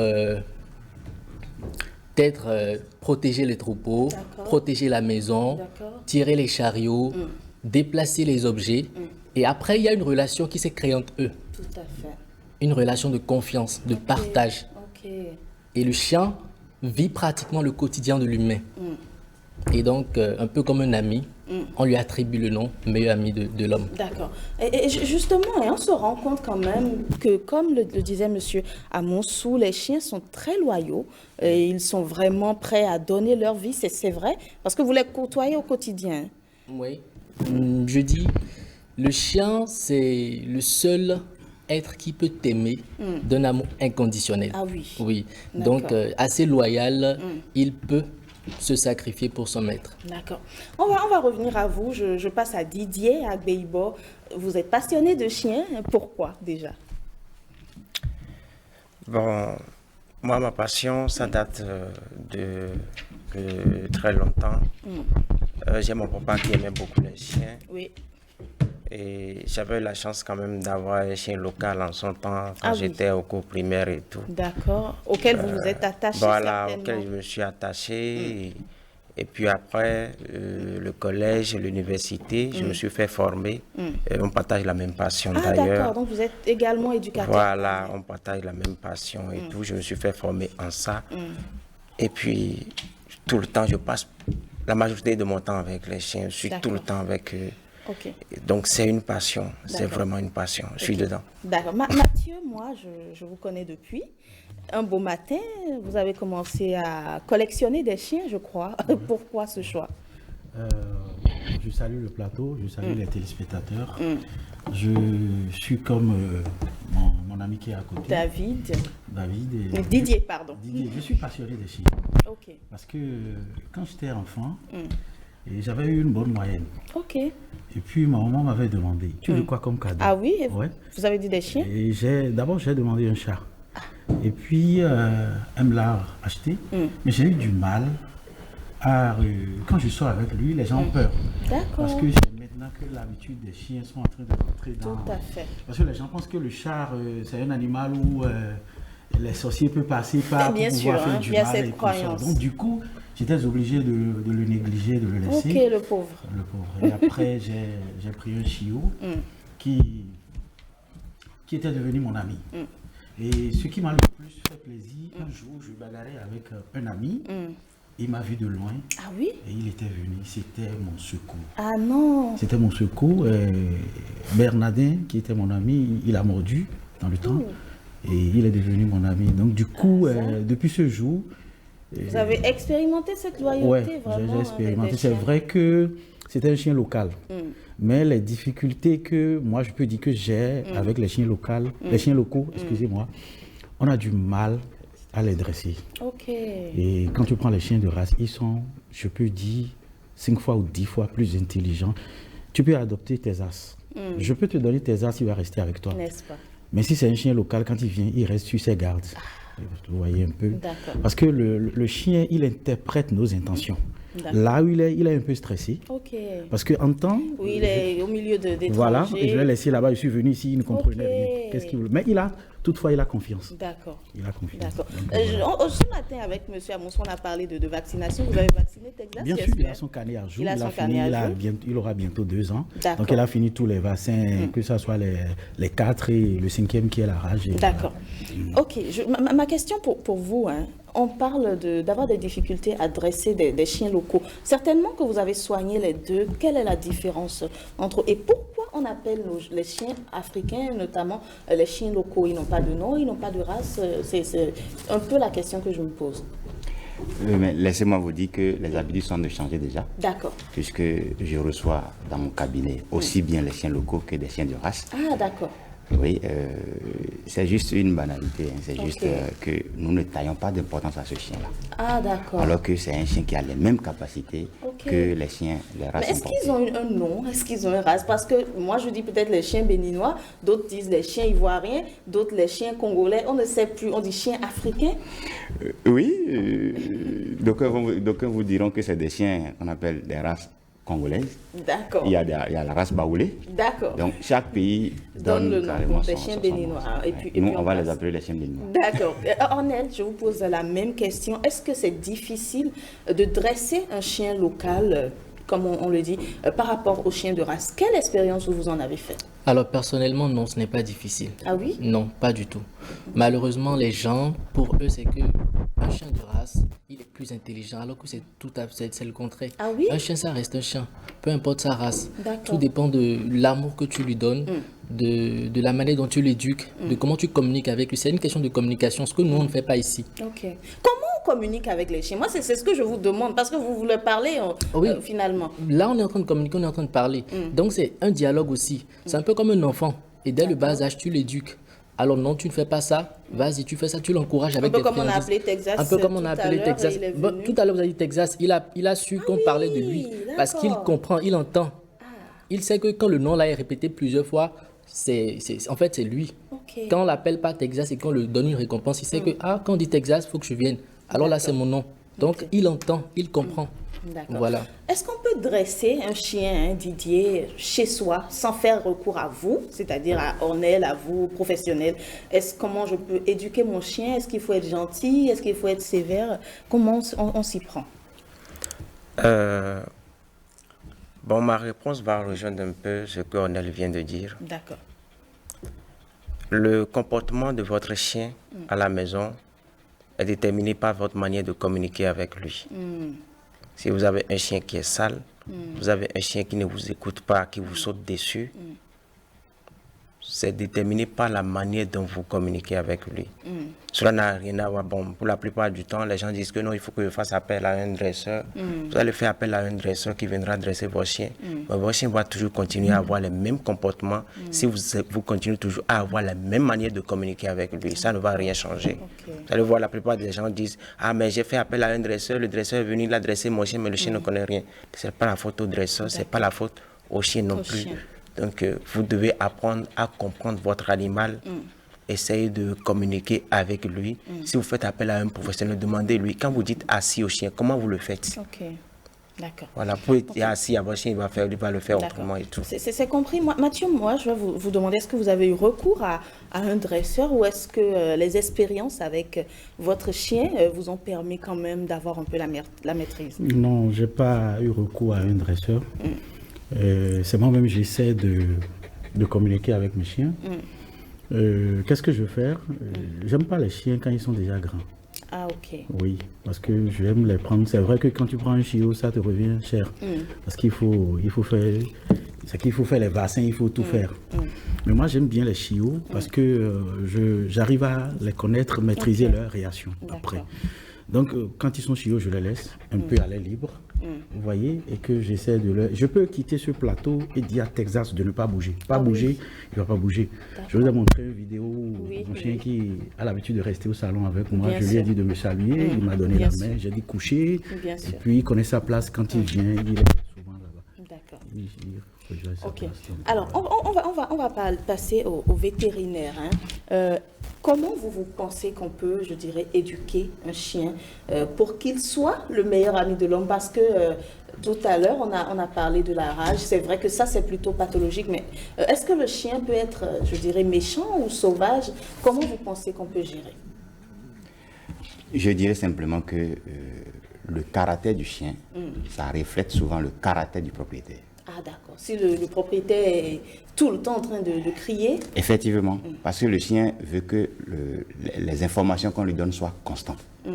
Si vous voulez, comme l'a dit l'ami d'en face, si vous voulez avoir un caractère typique chez un chien, il faut répéter les mêmes choses dans les mêmes conditions plusieurs fois et être constant. Mais si vous lui dites tel aujourd'hui et puis vous dites autre chose demain, il est embrouillé. Il est perdu. Oui. Et dès le bas âge, ça commence. Ceux qui sont expérimentés vont nous dire que même quand c'est grand, ils peuvent. Mais le propriétaire déjà à la maison peut, dès le bas âge, inculquer à son chien des comportements un peu basiques. D'accord. Alors, Ornel, vous nous avez fait tout à l'heure l'historique, l'évolution du loup au chien, l'évolution des espèces, ce qui a fait qu'il y a une affection et ce lien très fort entre les deux. Mathieu nous a donné le témoignage de son chien qui est venu le défendre. Est-ce que vous pensez que le chien est le meilleur ami de l'homme en toutes circonstances ou est-ce que ça dépend de l'éducation? En toutes circonstances, le chien est le meilleur ami de l'homme. Maintenant, il y a une chose que je voudrais ajouter, c'est quoi? Les gens, avant de prendre les chiens, ne s'informent pas. D'accord. Malheureusement, on remarque qu'il y a beaucoup de propriétaires qui se plaignent du comportement de leur chien. Ils appellent le dresseur en oubliant que c'est eux-mêmes qui ont conditionné le chien comme ça. Quand tu veux prendre un grand chien, par exemple, tu t'assures d'avoir l'espace qu'il faut. Ne prends pas un grand chien alors que tu es dans un appartement de combien de mètres carrés. Ne prends pas un berger malinois et l'enfermer dans une cage ou même un caniche ne pourrait pas rester. Après, on s'étonne que le chien, il aboie beaucoup. Le chien, il est tout le temps en train de mordiller des trucs. Alors que les comportements du chien dépendent en fait de comment, les conditions dans lesquelles tu l'as mis. Donc, avant de choisir son chien, il faut s'informer. Il faut voir si on remplit les conditions et est-ce qu'on est prêt à assumer cette responsabilité-là. Parce qu'après tout, un chien, c'est des responsabilités. C'est un ami fidèle. On est d'accord. Mais si vous voulez qu'il vous soit fidèle et que vous puissiez avoir un bon compagnon, il faudra le mettre dans les bonnes conditions. Il ne faut pas prendre un chien pour prendre un chien. Mais on est sûr quand même, quoi qu'il arrive, que sa loyauté est sans faille. Voilà. Ça fait plaisir à entendre. Je vais venir à vous maintenant. Didier, quel est votre avis sur cette question? Et Texas me fait coucou là. Donc, quel est votre avis sur la question? Est-ce que le chien est en toutes circonstances meilleur ami de l'homme? Oui, en toutes circonstances, le chien est le meilleur ami de l'homme. Je peux vous donner un exemple terre à terre. Allez-y. Si vous êtes dans une maison et qu'il pleut, par exemple, la toiture s'enlève, vous ne pouvez pas vous déplacer. Je vous assure, votre chien, il va rester là avec vous. C'est pas vrai. Il va pas bouger. La pluie, il peut pleuvoir, il peut être en train de crier, appeler au secours et tout, mais il va rester sur place. Le chat va fuir, il va partir. Tous les animaux vont partir, mais votre chien va rester là. Qu'est-ce qui peut expliquer ça? Je ne sais pas, est-ce que c'est toujours lié à l'histoire? C'est un peu bizarre parce que moi, je fais souvent une comparaison quand on parle de l'amour du Christ pour les humains et tout ça là. Le seul animal qu'on peut comparer à cet amour-là, c'est le chien. C'est inconditionnel. En effet. D'accord, on l'aura compris. On va revenir tout à l'heure à toujours les méthodes de dressage. Mathieu, est-ce que, en dehors de ce chien qui vous a aidé, qui est venu à votre secours quand vous étiez plus jeune, est-ce qu'il y a des chiens quand même qui ont eu des expériences avec vous et qui ont prouvé toujours leur loyauté? Ou c'est au quotidien? Bon, je peux dire que c'est au quotidien parce que, comme l'a dit l'ami d'en face, le dresseur Ornel, il ne faut pas prendre un chien pour le prendre. D'accord. Mais généralement, ici, on le prend, en fait, c'est pour surveiller la maison. Hein. Généralement. Il y a plusieurs types de chiens. Il y a des chiens de compagnie et il y a des chiens de garde. D'accord. Vous voyez? Si vous prenez par exemple Texas, c'est une race Esquimau, d'autres l'appellent Speech, parce que c'est du croisement samoyède avec du Speech. Vous voyez? Lui, il n'est pas agressif, mais il allait. Quand tu rentres dans la maison, il va réveiller tout le monde, parce qu'il sait qu'il y a un étranger. Par contre, vous avez un chien, par exemple, je dis un Rottweiler, qui est un chien un peu féroce, ou le Pitbull, et vous le laissez quelque part ou dans la maison où on vend. Les gens peuvent venir acheter du gari, les gens peuvent venir, il y a du monde, il y a du va-et-vient. N'attendez pas que ce chien soit féroce parce qu'il est habitué à beaucoup de visages. Il sait qu'il y a des gens qui viennent acheter, ainsi de suite. Mais le chien reste le meilleur ami de l'homme. Vous voyez, comme l'ami vient de le dire, le chien ne va jamais te laisser dans la détresse. Moi, j'ai vu une vidéo où la police avait arrêté un monsieur. Il n'a pas pris le soin de fermer les vitres. On est en train de le menotter, mais le chien est allé à son secours et les policiers ont tiré là-dessus. C'est une vidéo, ça s'est passé aux États-Unis où j'ai suivi. Vous voyez. Ça m'a effrayé. Vous voyez, moi, mes enfants, il y a environ 6 semaines, mon American Bully a eu des chiots, mais les enfants ont dit qu'ils vont dormir dans la chambre parce que je l'ai déplacé carrément, je l'ai mis dans une chambre, un salon, et elle a occupé la chambre pour avoir plus d'espace. Mais c'est une habitude que beaucoup n'ont pas.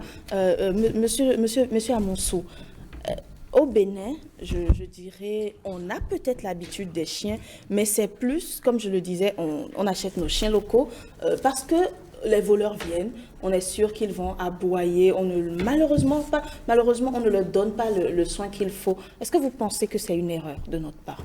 C'est une très grave erreur. Pourquoi? C'est une très grave erreur parce que avoir un animal de compagnie, c'est une responsabilité. Si vous ne pouvez pas en prendre soin, il ne faut pas aller chercher un animal de compagnie. D'accord. Quand on dit animal de compagnie, j'aimerais quand même revenir sur ce thème-là, qui est différent des animaux domestiques. Est-ce que le chien, selon vous, est un animal de compagnie ou un animal domestique, comme tous ces animaux domestiqués qui ne sont pas du tout des animaux de compagnie, ils sont des animaux domestiques sans plus? Oui, il y a les animaux, dans les animaux domestiques, vous avez l'animal de compagnie et l'animal de production, pour le basse-cour. Tout à fait. Donc, l'animal de compagnie, c'est le chien, le chat. Aujourd'hui, on parle des nouvelles animaux de compagnie. Donc, les nacs, qui sont également en train de rentrer dans les habitudes. Vous allez avoir quelqu'un qui a un serpent comme animal de compagnie, une tortue ou bien même un escargot comme animal de compagnie. Donc, quand on parle d'animaux domestiques, vous avez bien les compagnies et vous avez les productions. D'accord, mais le chien, lui, sa particularité, c'est la compagnie et pas la production. C'est la compagnie. Mais est-ce qu'on ne fait pas l'erreur parfois de ne pas du tout s'en approcher, de ne pas du tout le calculer, de dire il va se contenter d'aboyer quand les voleurs viendront et ne pas du tout avoir d'interaction avec lui? Ça arrive, non? Vous prenez, si vous voulez assurer la garde de votre maison, soit vous prenez un gardien, d'accord, ou vous prenez un chien que vous mettez dans les conditions pour assurer. Ne le prenez pas pour le maltraiter. D'accord, on l'aura compris. Ornel, qu'est-ce que vous en pensez? C'est vrai, hein, je suis sûre, je vois vos vidéos, qu'il y a plusieurs personnes qui viennent vers vous pour éduquer leur chien, mais est-ce que vous pensez que le message est passé et que plusieurs Béninois quand même s'adonnent à la chose, ou est-ce que vous observez quand même cette négligence-là auquel on a été habitué pendant longtemps? Je pense qu'il y a toujours cette négligence-là. D'accord. Donc, il faudrait sensibiliser davantage. Et c'est ce que je fais. Mais je me suis promis de faire désormais. Voilà, je vais prendre un exemple. Hein. Le chien, vous avez parlé Mathieu a parlé d'une chambre-salon, etc. Peut-être quelqu'un qui habite, je ne sais pas, dans une entrée couchée, dans un studio, et qui habite avec ses 5 enfants, mais qui n'a pas envie qu'on le vole et qui achète un chien local. Est-ce que vous pensez qu'il a le temps d'acheter des croquettes, laver le chien, etc. Est-ce qu'il a les moyens pour entretenir le chien, pour soigner le chien comme il faut? Mais il a besoin de quelqu'un pour aboyer quand les voleurs viendront. Qu'est-ce qu'on fait? J'ai dit, il faut s'informer déjà sur la chose. Il veut prendre un chien local, il s'assure d'avoir le minimum d'espace réservé à ce chien-là. Ok. Parce qu'après tout, il y a des enfants aussi dans la maison. Bien sûr. Il veut avoir un chien pour la garde, mais il a aussi besoin d'un compagnon. D'accord. Parce que ça ne va servir à rien d'avoir un chien gardien, mais en même temps, encore un problème si tu n'es pas capable de promener le chien par moment, de passer un petit moment avec lui. Parce qu'après tous ces petits moments qu'on passe avec le chien, ça nous déstresse d'une certaine manière. Tout à fait. Ça nous déstresse beaucoup. Donc, à part le côté gardiennage, il y a aussi le côté excellent compagnon. Et quand tu veux avoir le packaging, assure-toi de le mettre dans le minimum de conditions que possible. Maintenant, quand on parle par rapport à croquettes, tout ça, moi je dis c'est ce que je mange que mon chien mange. D'accord. Donc, il faut déjà voir ce que toi-même tu manges. Est-ce que tu arrives à assurer ton 2 repas par jour? Si tu arrives à faire 2 repas par jour, ben écoute, ça va, tu peux t'assurer aussi de partager ton repas avec le chien. Maintenant, après, la croquette par moment, tu associes au repas préparé maison. Donc, tout dépend de comment tu veux. D'autres vont dire, moi, je vais donner uniquement croquette à mon chien. Mais d'autres vont dire, je vais associer la croquette au repas préparé maison. La pâte, le riz. D'accord. Ben, il y a des aliments qu'il ne faut pas donner aux chiens, comme par exemple les chocolats, c'est toxique. D'accord. Voilà, donc il faut s'informer sur la chose. D'accord. Je crois que c'est ce qu'il y a de mieux à faire. Donc, il y en a pour toutes les bourses, hein, les chiens? Oui, pour toutes les bourses. D'accord. Alors, Didier, est-ce que vous avez assisté à des cas de maltraitance de chiens? Je ne peux pas en parler, mais on arrive quand même à en assister. Ou le chien négligé, il mange à peine. Je suis parti chez un grand responsable. D'accord. On nous a appelé, on m'a dit non, Didier, écoute, on a besoin de vos services et tout. Je suis parti. Le chien est dans la cage. La cage n'est pas entretenue. Je pense que le truc là, ça doit faire au moins près de 2 semaines. Le chien a fait tous ses besoins là-dedans. C'est horrible. Le chien est encore attaché dans la cage. Parce qu'on dit que non, qu'il va sauter sur les gens et tout. On l'a attaché dans la cage, il est dans la crotterie. On le sait le manger dedans. D'accord. Mathieu, vous, est-ce que vous faites vos soins? C'est vrai que je vous sens très attaché au chien, mais à quelle fréquence vous faites les soins? Parce que là, on nous apprend qu'il ne faut pas laisser le chien dans la saleté. Bon, moi, je peux dire que je vis au quotidien avec les chiens. Et quand je reviens, les matins, si je n'ai pas le boulot très tôt le matin, c'est que j'essaie de faire un tour dans le quartier, ce que j'aime beaucoup. Et si je ne le fais pas une semaine, et il y a des enfants qui viennent dire je veux promener avec Tessa, c'est ainsi de suite. Et en ce moment, il y a mon américain Bouli qui était tout petit, donc il faut finir les vaccins d'abord avant de commencer par se balader n'importe où. D'accord, je suis sûre que M. Amonsou sera content parce que c'est ce qu'il prône. Et avec le chien et avec les chiens, pour que il y a une maladie parvo qui tue rapidement les chiens. Malgré que vous pouvez faire les vaccins, mais il faut beaucoup.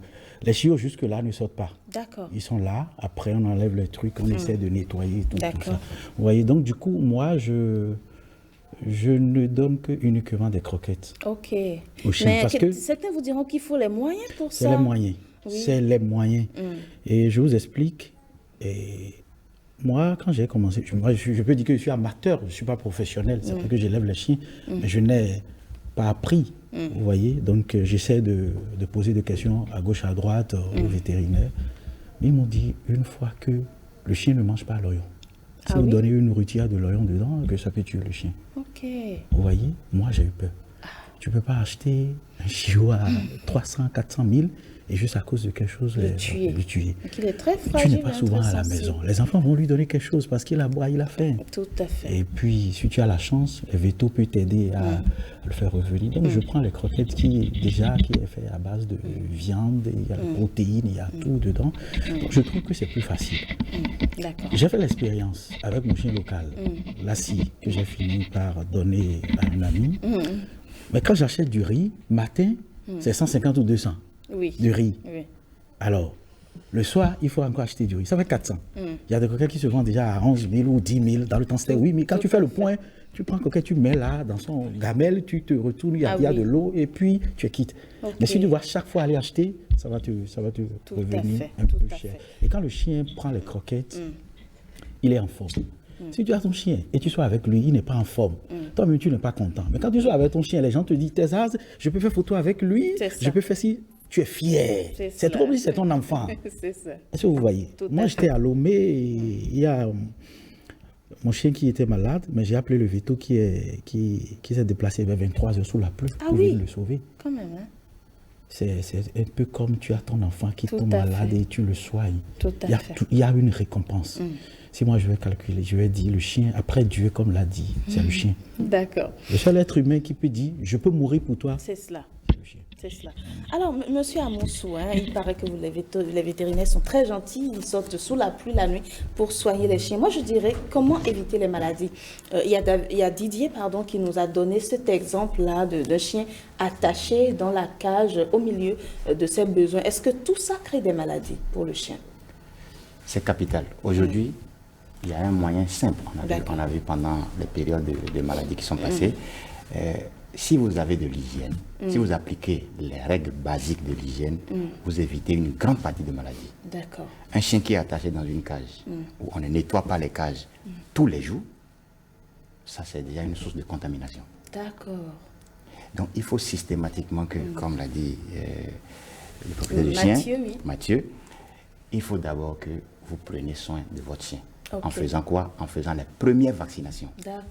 Il a pris le soin de ne pas faire sortir ses chiots. Parce que les chiots ont une maladie qui les attaque la paro. Okay. Donc, il faut éviter de les faire sortir à un moment donné, quand ils sont à bas âge. Mais après, vous devez les faire promener. Il faut faire de l'exercice à un chien. Il faut d'abord le faire sortir, le faire promener pour qu'il se dégourdisse les jambes. Les pattes du moins, excusez-moi. Bon, donc, les jambes, les jambes des si on estime que ce sont comme des enfants. La première mesure à mettre en place pour éviter que les maladies attaquent le chien, c'est l'hygiène. D'accord. Vous l'attachez dans la cage. Vous ne nettoyez pas ses besoins. Donc le vaccin, d'accord, mais l'hygiène systématiquement. L'hygiène, on ne dira pas assez l'hygiène. D'accord. Et il faut bien nourrir son chien. Mais on remarque également des puces là, un peu comme des poux sur les chiens. Ils sont tout le temps en train de se gratter. Est-ce que ça aussi c'est dû à l'hygiène? Si on les lave, enfin si on leur donne l'hygiène qu'il faut, on va éviter tout ça. Oui, en plus de l'hygiène qui incombe directement au propriétaire du chien, il y a également le médecin du chien, qui est le vétérinaire, qu'il faut régulièrement aller consulter. Chez nous, il y a un principe qui dit: vous devez faire au moins une consultation annuelle pour votre chien. Même si le chien n'a rien, vous devez l'envoyer chez le vétérinaire, on va prendre les constantes, et puis on va voir si ça va bien qu'on sort. Et effectivement, c'est des animaux, il faut les laver à un moment donné, régulièrement, et il faut les déparasiter aussi. D'accord. Donc si vous faites tout ça, vous évitez une grande partie de maladies. Et ce que vous allez avoir, c'est un animal de compagnie très fidèle. D'accord. Ornel, je dirais, le vétérinaire nous a parlé de déparasiter, de nettoyer. À quelle fréquence il faut laver un chien? À quel moment le laver? Est-ce qu'on peut utiliser du savon? Les savons, par exemple, comme les savons de Marseille qu'on utilise. Comment soigner le chien? Alors, côté hygiène, déjà, il faut privilégier les savons pH neutre. D'accord. Ou carrément prendre des savons ou shampoings spécialement dédiés aux chiens. D'accord. Maintenant, 2 bains par mois, je pense que ça va. 2 bains rigoureusement par mois. Donc, il faut toujours se rappeler, marquer ça quelque part. Et marquer ça 2 bains par mois. Et la visite annuelle chez le vétérinaire, très important. D'accord. Ok. Voilà. Et lorsqu'un chien a des puces, comme je dis, des petits, un peu comme des poux dans les cheveux, comment on peut gérer ça? Est-ce que dès qu'on le lave, ça peut aller? Non. Il faut déjà faire appel au vétérinaire. D'accord. Parce qu'il n'y a que lui déjà qui va vous prodiguer, d'accord, vous donner les conseils, comment faire le traitement adéquat pour éliminer définitivement les parasites. D'accord. Ok, merci beaucoup Ornel. Et Didier, est-ce que vous partagez cet avis-là, hygiène, vous l'avez dit, c'est vous qui avez d'ailleurs commencé à le dire, l'hygiène est important. Comment le laver? Je n'ai pas les moyens de m'acheter des shampoings. Comment je peux le laver? On nous a parlé de savon pH neutre. Comment les reconnaître sans bien sûr évoquer des noms? Quand on dit savon pH neutre, comment je sais? Alors là, sans évoquer les noms, je pense que ce serait un peu compliqué. Mais en tout cas, ce sont des savons pas trop forts. Pas trop forts. D'accord. Voilà, bien sûr. Ok. Ça. Alors, nous sommes pratiquement à la fin de ce débat et de cette émission. Oui, Mathieu, vas-y. Tu as fait le tour des tables, mais tu m'as pas... Non, je n'ai pas encore conclu, justement. Je venais à toi. Ok, d'accord. Je remercie beaucoup le vétérinaire. Je voudrais lui poser une question. D'accord. pourquoi les soins qu'on donne aux chiens de race, les chiens pourquoi on ne donne pas ces soins-là à nos chiens locaux? D'accord. Il y a une différence. Par exemple, il faut lui donner des vitamines. Je donne des vitamines à Texas. Parce qu'il mange la même chose, les croquettes à chaque fois. Il faut lui donner des vitamines pour booster son appétit. Alors, pour le déparasiter, il faut prendre son poids. C'est suite à ça qu'il faut le nombre de comprimés qu'il doit prendre. Mais nos chiens locaux, il n'y a même pas le pavot. Il y a la pavot. Mais ils mangent la pâte comme nous. Oui, mais il y a pas. En fait, il n'y a pas les vaccins après seulement la rage. C'est que le soin qu'on donne à ces chiens de race, on ne donne pas le même soin. Pourquoi pourquoi cette maladie n'attaque pas, par exemple, la pavot n'attaque pas notre vétérinaire va nous expliquer. Locaux plutôt. Je dirais que je m'inscris en plus ou moins faux. D'accord.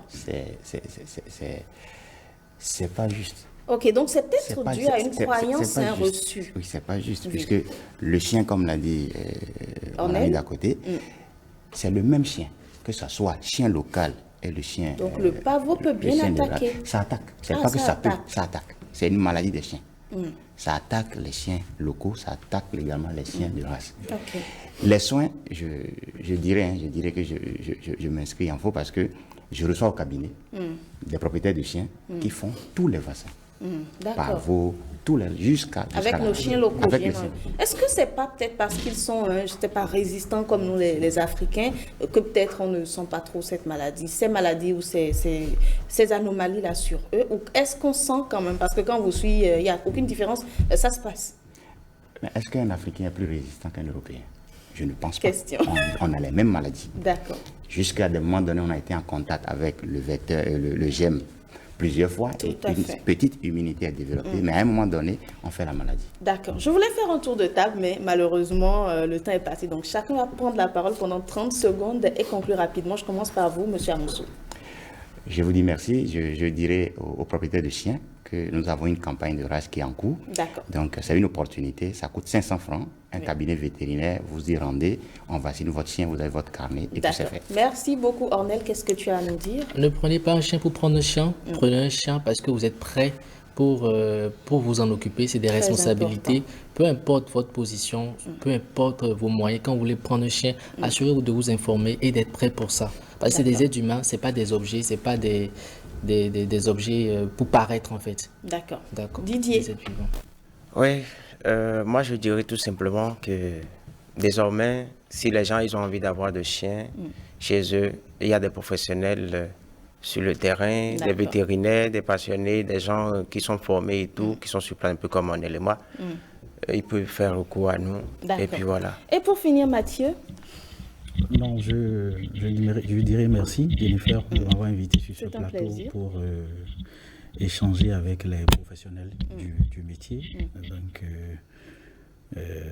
je suis passionné des chiens. Voilà. Je vais aussi les contacter d'autres fois. D'accord, ça fera plaisir. Merci à tous d'être passés. Nous avons eu un vétérinaire sur ce plateau, M. Amoussou, Ornel et Didier, des éducateurs canins, et bien sûr Mathieu, propriétaire de chiens, passionné de chiens également. Ce sera tout pour la parenthèse de ce jour que je vous remercie d'avoir suivi. L'équipe a été conduite aujourd'hui à la réalisation par Razak Adambana, au son Armel, à la caméra Franck Zinsou et à la maintenance Guérin Dako. On se dit au revoir et à demain.